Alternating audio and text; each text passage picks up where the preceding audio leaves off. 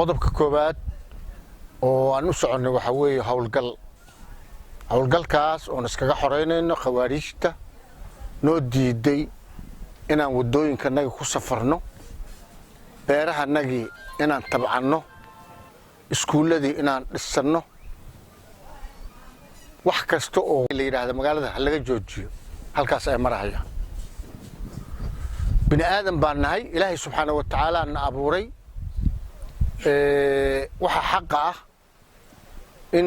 maxaan ku iraahdaa laga gabado ma wanaagsano in la iska celiyo oo aan isku celino waxa weeyo culuumudiinka nagina way iftoodeen dawladda Soomaaliyeedna way ku dhawaaqday marka meel aan ku hakanno ma jirto hawlgalkaas waxaan doonaynaa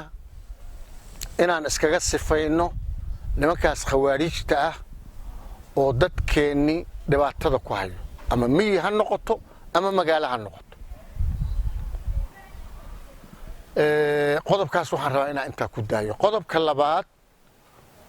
qofka ilaahay baa khalqay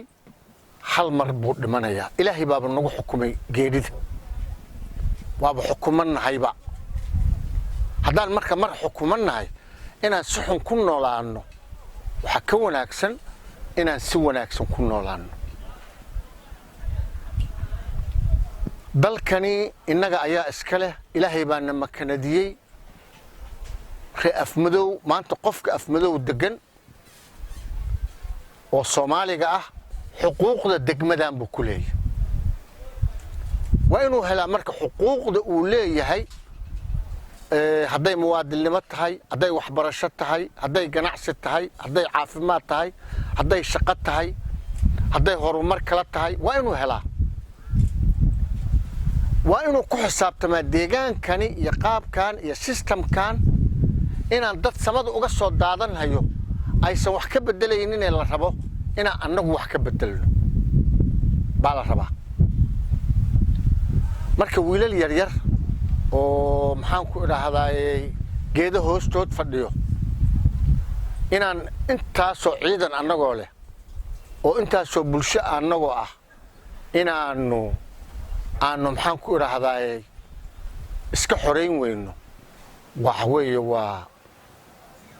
dabcan dadnimo xuman ma hayse laakiin waan